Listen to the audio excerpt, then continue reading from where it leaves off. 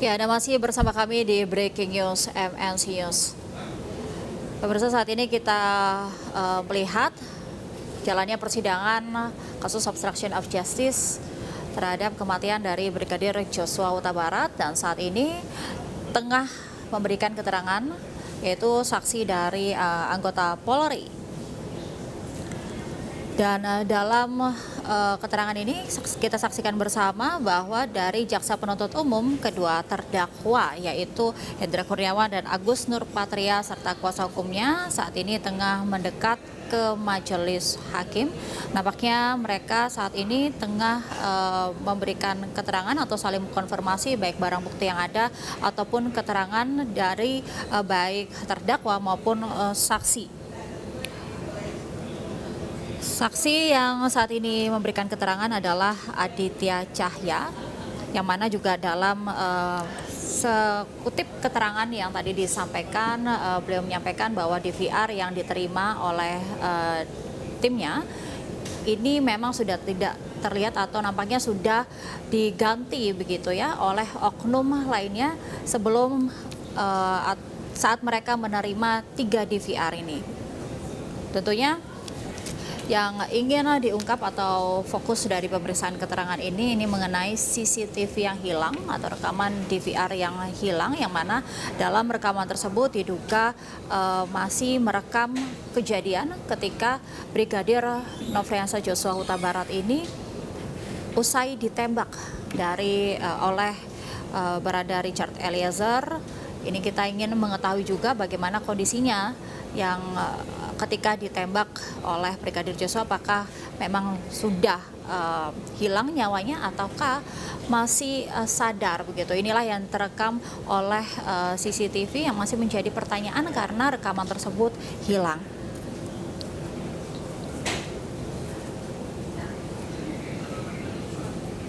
Saat ini kita mendengar kuasa hukum dari terdakwa Henry Yosodiningrat tengah memberikan keterangan sesuai yang disampaikan oleh terdakwa kepada majelis hakim.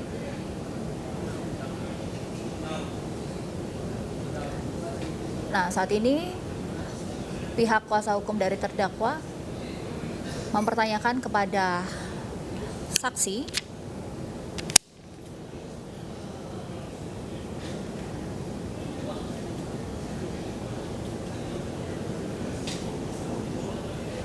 di sini.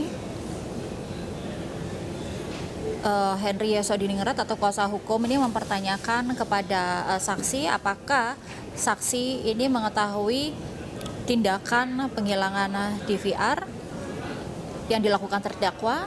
Saksi menyampaikan bahwa dirinya tidak mengetahui adanya tindakan tersebut.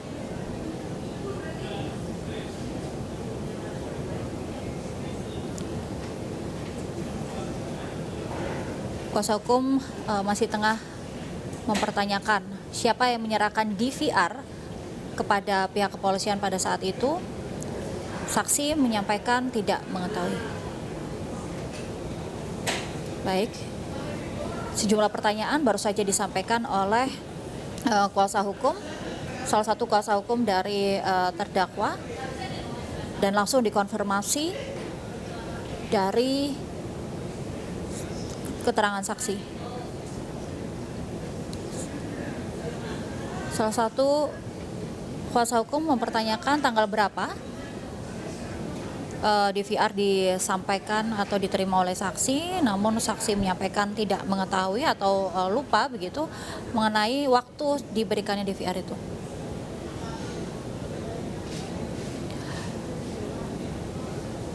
Saat menerima DVR itu, kuasa hukum mempertanyakan kepada saksi apakah ada penulisan berita acara saat penerimaan DVR itu. Saksi menyampaikan itu disampaikan secara lisan dan BAP-nya menyusul.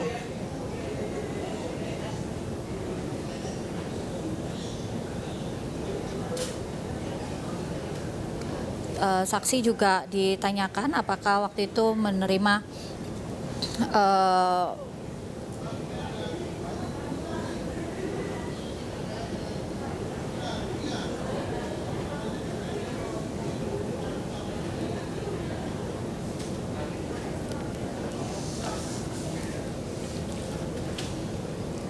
Baik.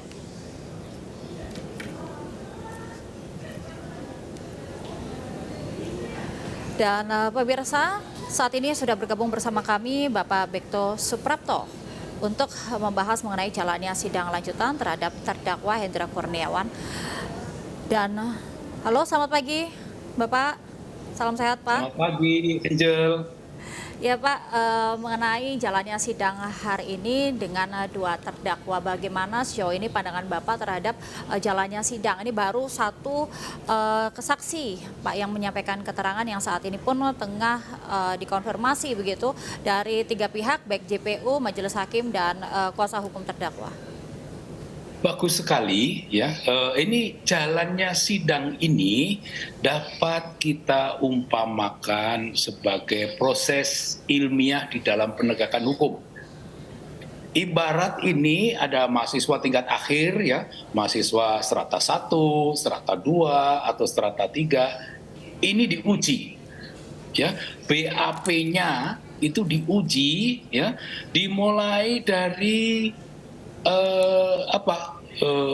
metodologi yang dipakai, kajian teori yang dipakai, ya, kemudian ya teori yang dipilih, kemudian bagaimana fakta-fakta itu dikaitkan dengan dikumpulkan untuk mencari kejadian yang sesungguhnya dan kemudian analisis. Ini yang sedang berlangsung dan ini diuji, dinilai oleh majelis hakim. Ada perdebatan ya nantinya untuk membuat analisa itu, perdebatan antara majelis hakim, ya, jaksa penuntut umum dan para penasihat hukum. Jadi diumpamakan begitu. Jadi kalau melihat sidang ini dari awal hingga akhir, ini adalah proses ilmiah. Ibarat kalau mahasiswa ini kuliah, katakanlah ini kuliah 1 semester untuk 2 SKS. Ini perumpamaan saya, gitu Mbak. Baik, Pak Bekto, melihat jalannya persidangan, kita mungkin fokus kepada obstruction of justice ini. Fakta-fakta yang sejauh ini beredar di masyarakat, yang mungkin Pak Bekto juga sudah melihat begitu ya di media massa, apa saja yang menurut Pak Bekto menarik dalam persidangan kasus ini, Pak? Ya, ini kan kasusnya tentang menghalangi penyidikan, menghalangi penegakan hukum. Ya, terakhir yang sempat saya lirik itu adalah dipertanyakan kaitannya dengan kenapa CCTV ini hilang, kenapa CCTV ini diganti. Ini maksudnya kalau dalam proses ilmiah adalah dalam sidang ini dicari kejadian atau fenomena yang benar yang seperti apa.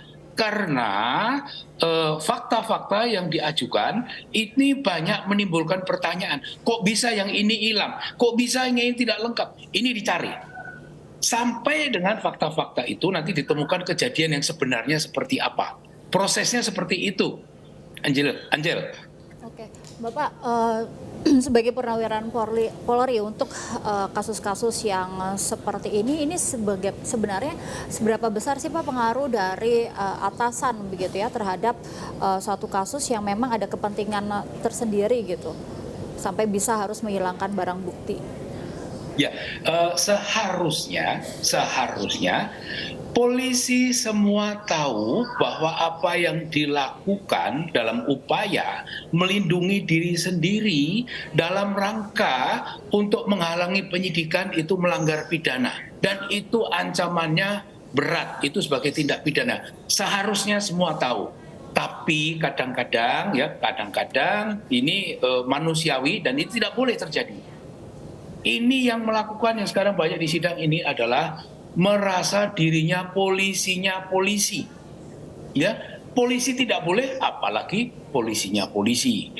Ini yang harus dicermati dan ini diharapkan betul-betul sidang ini diungkap apa adanya. Semua yang terlibat harus dihukum sesuai dengan peran masing-masing, ya, karena di dalam tindak pidana menghalangi penyidikan ini, obstruction of justice, itu perannya satu dengan yang lain berbeda. Ya, itu semua harus diungkap, semua harus dihukum. Ini sangat memalukan institusi Polri. Saya yang sudah pensiun lebih dari 10 tahun aja merasa malu dengan adanya kejadian polisi melakukan tindak pidana obstruction of justice. Baik. Ya, Pak Bekto, dari sejumlah keterangan yang memang sudah disampaikan begitu ya dari para terdakwa ataupun saksi begitu, sampai dengan sejauh ini baik kasus Verdi Sambo CS maupun dengan obstruction of justice ini, para terdakwa yang terlibat ini menyampaikan bahwa mereka hanya menjalankan perintah. Nah, seberapa besar sih faktor manpower ini sampai kasus-kasus yang sebenarnya melanggar ini tidak bisa dibantah gitu atau terpaksa dilaksanakan oleh para terdakwa ini? Ya, kita lihat aturan dulu. Ya, kita lihat aturan dulu, aturan formil. Melaksanakan perintah itu perintahnya perintah sah atau tidak? Melaksanakan perintah itu melanggar hukum atau tidak? Aturan internal di Polri, ya, yang namanya Kode Etik Profesi Kepolisian RI itu mengatur perintah atasan yang bertentangan dengan undang-undang, dengan aturan, banyak aturan dalam masyarakat, itu wajib ditolak.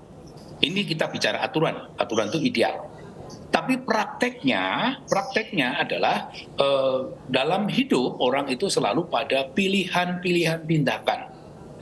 Yang mampu untuk seseorang itu menolak perintah dan tidak, itu bergantung pada integritas orang itu. Kalau punya integritas, dan kita tahu ada yang berani menolak. Ya, ini soal integritas. Oh, ini salah, menolak. Kebanyakan bilang tidak kuasa, tidak mampu untuk menolak perintah karena takut ancaman. Ancaman itu, risiko itu kan ada dalam pikiran. Kan belum tentu terjadi. Aturannya ada. Karena aturan itu disambung. Siapapun yang menolak perintah atasan itu dilindungi oleh atasannya atasan. Ya, ini kaitannya aturan itu bagaimana disosialisasikan sampai dengan semua pelaksana, semua anggota Polri. Jadi ini aturan ini kembali lagi kepada pengambilan keputusan, ya, pengambilan pilihan dari masing-masing polisi harusnya ditolak.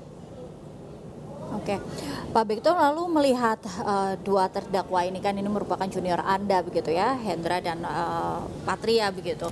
Bagaimana menurut Bapak mengenai terdakwa ini? Bahkan kemarin ketika para JPU ini menyampaikan dakwaan, mereka tidak mengajukan nota keberatan begitu.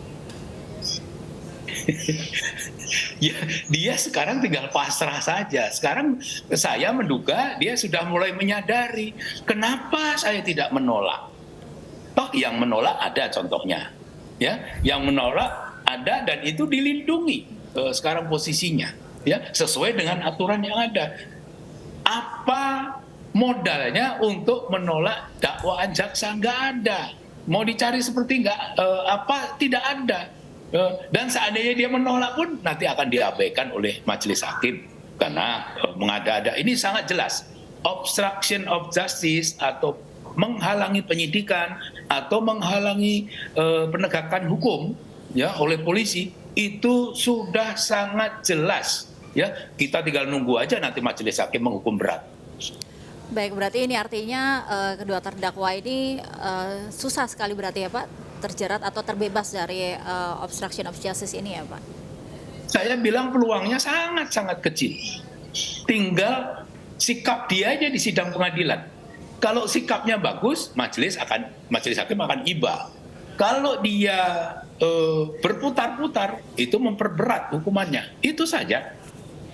Oke, Pak Bekto, tadi kan dalam keterangan salah satu saksi yang saat ini tengah berlangsung di PN Jaksel gitu, salah satunya disampaikan juga bahwa ada atau DVR rekaman ini yang aslinya ini memang sudah diganti sebelum diterima begitu Pak. Ini artinya diduga juga ada oknum-oknum tersebut. Nah, menurut Bapak siapa atau oknum-oknum yang terlibat lagi yang belum diketahui oleh pihak JPU dan lain-lain? Itu adalah kewajiban penegak hukum. Dalam hal ini penyidik. Penyidik yang membuat BAP kewajibannya harusnya menuntaskan itu. Ya, mungkin karena situasinya lembaga Polri terpojok dan sebagainya, sudah yang penting ini maju dulu. Masih ada kesempatan bagi jaksa penuntut umum, bagi para penasihat hukum, bagi majelis hakim untuk mengorek ini, ya, mengorek para saksi ini yang benar di mana barangnya. Karena sangat mudah urutannya itu dari menit ke menit, jejak digital itu bisa diketahui, menit per menit, detik per detik itu dapat diketahui. Ini kok hilang, ini kok tidak lengkap, ya. Teknologi sekarang sangat memungkinkan untuk bisa mengetahui, harus dicari, ya, dicari itu barangnya ada di mana, siapa yang nyuruh, siapa yang melaksanakan, ya, toh sebagian sudah ada, ya. Kalau tidak nanti memperberat kepada yang menyuruh. Ya, kalau tidak bisa ditemukan karena pintarnya, ya, oknum polisi ini, ya itu justru akan memperberat hukuman, menjadi pertimbangan majelis hakim untuk menghukum lebih berat kepada siapa yang menyuruh, siapa yang melaksanakan itu. Oke. Berarti ini artinya kan memang ada pihak yang berkuasa begitu ya Pak, yang mampu melakukan hal tersebut atau memerintahkan hal yang tidak seharusnya. Nah ini lagi-lagi faktor manpower. Bagaimana nantinya bisa menolak begitu ya perintah yang melanggar, perintah yang sebenarnya ini melanggar, tapi ada faktor kedekatan ini Pak. Ya, itulah situasi. Ini bukan hanya kejadian di kasus ini saja, ya. Sama seperti dengan kejadian kasus KDRT, ya. Dalam kondisi tertentu dia bisa mencabut laporannya itu, ya. Jadi banyak faktor mempengaruhi, ya. Kita lihat, ya, secara teori, ya, faktor-faktor yang mempengaruhi penegakan hukum itu setidaknya ada 5, ya. Yang pertama adalah faktor undang-undangnya atau faktor hukumnya, ya. Yang kedua adalah faktor penegak hukumnya, ya. Saya menyoroti penegak hukumnya ini jeli nggak untuk bisa menemukan potongan-potongan yang hilang, ada alat elektronik yang hilang, ada jejak digital yang ini tidak nyambung, ya. Itu dari faktor penegak hukum, dari kepiawayannya, dari integritasnya, dari kegigihan dia untuk bisa mengungkap itu. Yang ketiga adalah faktor sarana dan prasarana, ya. Karena ini adalah perangkat IT, ya, perangkat IT ini dipertimbangkan. Kan kita lihat itu majelis hakim sebentar memanggil seseorang, lihat diperlihatkan HP atau perangkat elektronik yang lain dan sebagainya, itu mempengaruhi di dalam penegakan hukum. Yang keempat adalah faktor pemahaman masyarakat terhadap hukum, tetap undang-undang, terhadap penegak hukum, ya. Ini juga sangat berpengaruh. Sekarang yang terjadi adalah masyarakat pada umumnya sudah menghakimi, sudah duluan menjadi hakim. Ini pasti begini, ini pasti begini.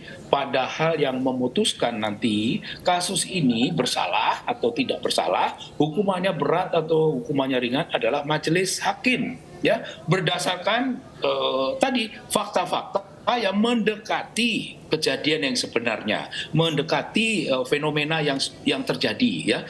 Yang keempat adalah, yang kelima terakhir faktor yang mempengaruhi itu adalah masalah kebudayaan masyarakat. Kadang-kadang kebudayaan masyarakat ini termasuk kebudayaan polisi. Polisi itu banyak yang patuh taat kepada pimpinan, aturannya patuh dan taat kepada pimpinan itu ada. Yang tidak melanggar aturan, ya. Kalau melanggar aturan, aturannya ada, yaitu boleh ditolak, dan menolak itu dilindungi. Jadi faktor-faktor mempengaruhi penegakan hukum ini bukannya berlaku bagi polisi saja, juga jaksanya, juga penasihat hukumnya, juga hakimnya semua. Ini bisa nggak ini dipengaruhi katakanlah oleh kekuatan-kekuatan. Kita ingat kekuatan di Indonesia ini kekuatannya banyak. Ada kekuatan politik, ada kekuatan ekonomi, ada kekuatan media, ya. Yang sekarang kita berada ini kan ada di kekuatan media, ya, mempengaruhi pendapat masyarakat dan sebagainya. Jadi gitu, Angel. Oke. Lalu tadi Bapak menyampaikan bahwa ini juga salah satu faktornya adalah faktor kebudayaan patuh begitu. Nah, bagaimana mengubah kebudayaan patuh yang salah ini, Pak? Apalagi di tubuh Polri. Kebudayaan yang patuh ya itu merupakan bukan hanya budaya Polri patuh itu ya banyak ya tapi lebih khusus di Polri di TNI itu harus patuh kepada atasan ya, tapi itu kan ada batasan-batasannya ya. Batasan-batasan itu ditentukan yang pertama oleh aturan hukum yang ada, yang kedua ditentukan oleh aturan internal. Aturan internal itu sangat berpengaruh. Kenapa? Karena jelas-jelas peraturan kepolisian mengenai kode etik melarang itu dilakukan. Yang ketiga adalah faktor dari pengawasan ya. Pengawasan baik itu pengawas internal maupun pengawas eksternal yang dibentuk khusus itu. Ya, dibentuk khusus untuk ini. Ini kita lihat ya, kita bersyukur ya ada pengawas eksternal yang aktif ya, mulai dari Kompolnas, mulai dari Komnas HAM ya, mulai dari Komnas HAM, Kompolnas, kemudian ada LSM ya, ada LSM ini sangat sangat membantu untuk membatasi ya tadi soal patuh dan taat.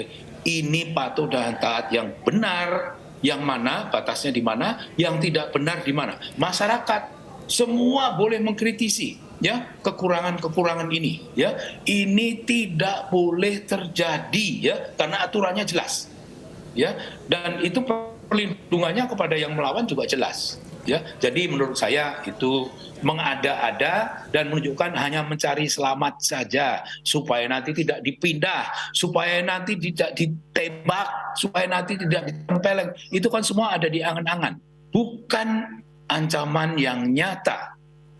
Oke. Ya, Pak Bekto, kita ketahui juga bahwa kasus ini melibatkan mantan Kadif Propam Polri begitu. Nah, ini terjadi di tubuh Propam Polri yang mana polisinya polisi, Pak. Bagaimana Bapak menyikapi ini?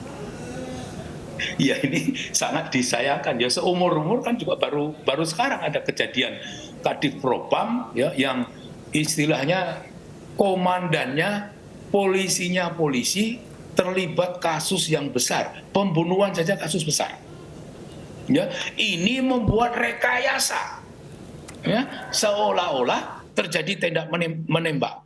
Ya. Yang ketiga, berupaya mempengaruhi anak buah untuk menutupi kejahatan ini, ya, yang dikenal sebagai obstruction of justice. Ini sangat memalukan, tidak boleh terjadi. Ini harus diungkap tuntas dan pelakunya, ya, harus dihukum sesuai dengan kesalahannya. Aturannya jelas, ancaman hukumannya jelas. Ini sedang berproses. Kita tunggu saja. Ya, kembali kepada proses ilmiah, ini sedang berproses bagaimana nanti majelis hakim akan memutuskan perkara ini. Oke, baik. Pak Bekto, kita akan jeda sejenak, tapi Bapak izin jangan kemana-mana dulu Pak, karena sesaat lagi usai jeda kita akan melanjutkan dialog kita. Pemirsa, breaking news MNC News masih akan kembali usai jeda, tetaplah bersama kami.